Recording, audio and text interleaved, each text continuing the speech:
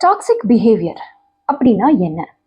Toxic patterns follow பண்ணுறவங்க நம்ம வாழ்க்கையில் நிறைய பேர் நம்ம சந்திச்சிருப்போம். நம்ம அவங்களோட வாழ்ந்துட்டுருப்போம், அவங்களோட ஒர்க் பண்ணிகிட்ருப்போம், படிச்சுக்கிட்டு இருப்போம். அவங்க நம்ம ஃபேமிலி மெம்பராக கூட இருக்கலாம். ஸோ இப்போது நம்ம என்ன பார்க்க போகிறோம் அப்படின்னா, டாக்ஸிக் பிஹேவியர் ஃபாலோ பண்ணுற பீப்புளோட கேரக்டரிஸ்டிக்ஸ் எப்படி இருக்கும் அப்படின்றத நம்ம பார்க்கலாம். ஃபர்ஸ்ட்டு, அவங்களுக்கு அவங்க என்ன நினைக்கிறாங்களோ அதை தான் நீங்கள் செய்யணும் அப்படின்னு எதிர்பார்ப்பாங்க. விச் இஸ் சிம்பிளாக சொல்லணும்னா, நீங்கள் அவங்களோட கண்ட்ரோலில் இருக்கணும் அப்படின்னு நினைப்பாங்க. ரெண்டாவது, உங்கள் மேலே எப்போவுமே அவங்களுக்கு ஒரு சைலண்ட் ஜெலசி இருந்துகிட்டே இருக்கும். உங்கள் மேலே பொறாமப்படுவாங்க. உங்கள் வளர்ச்சி அவங்களுக்கு பிடிக்காது. அது எப்படிலாம் காட்டும் அப்படின்னா, கன்ஸ்ட்ரக்டிவ் கிரிட்டிசிசம், அதாவது உங்களுக்கு நல்லதை எடுத்து சொல்கிறாங்க அப்படின்ற பேரில் உங்களை ரொம்ப பீலிட்டில் பண்ணுவாங்க, உங்களை கேஸ் லைட் பண்ணுவாங்க. நீ பண்ணது தான் தப்பு, அதாவது உங்கள் மேலே இருக்க தப்பை சொல்லாமல் சுட்டி காட்டுறது கேஸ் லைட்டிங். அதை ரொம்ப திறமையாக இந்த டாக்ஸிக் பீப்புள் பண்ணுவாங்க. ஸோ இந்த மாதிரி பண்ணுற விஷயங்கள் எல்லாத்துக்குமே நீங்கள் விழுந்துக்கிட்டே இருக்கீங்களா அப்படின்றத பார்ப்பாங்க. அடுத்தது, கொஞ்சம் கொஞ்சம் நீங்கள் அவங்க சொல்கிற விஷயங்களை செய்ய மாட்டீங்களா இல்லை மறுக்கிறீங்களா, அந்த டைமில் கண்டிப்பாக அவங்க ஒரு ஆயுதத்தை கையில் எடுப்பாங்க. அதுக்கு பேர் இமோஷ்னல் பிளாக்மெயில். அல்டிமேட்டாக நீங்கள் ஒன்று புரிஞ்சுக்கணுங்க, அவங்க பண்ணுறதோ அவங்க ட்ரை பண்ணுறதோ எதுவுமே ஒரு மீனிங்ஃபுல்லான ரிலேஷன்ஷிப்பை மெயின்டைன் பண்ணணும் அப்படின்றதுக்காக கிடையாது.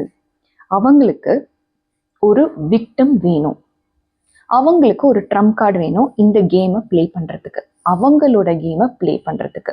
மேனிப்புலேஷன் அந்த விஷயத்துலையுமே ரொம்ப திறமையாக செய்வாங்க. அவங்க தான் பண்ணாங்க அப்படின்றதே தெரியாது, ஆனால் அவங்க தான் பண்ணியிருப்பாங்க.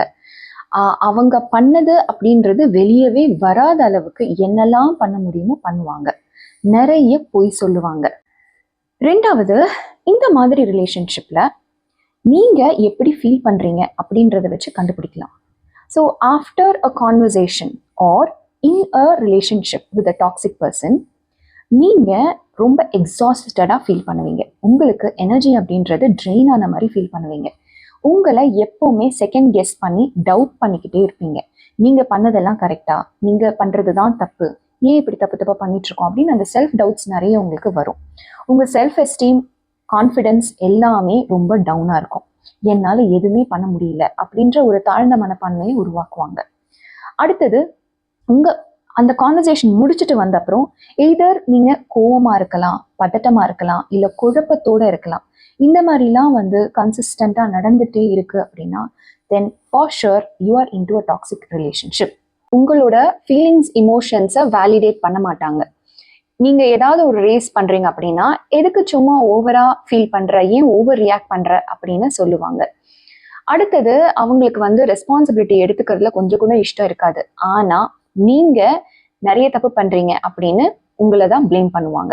ஸோ இந்த டாக்ஸிக் ரிலேஷன்ஷிப் அப்படின்றது எங்கே வேணால் இருக்கலாம். All you have to do is save yourself from toxicity. இந்த டாக்ஸிக் பிஹேவியர் அப்படின்றதுக்கு என்ன காரணம் அண்ட் இந்த டாக்ஸிசிட்டியை நீங்கள் எப்படி செல்ஃபாக ஹேண்டில் பண்ணலாம் அப்படின்றத அடுத்த வீடியோவில் பார்க்கலாம்.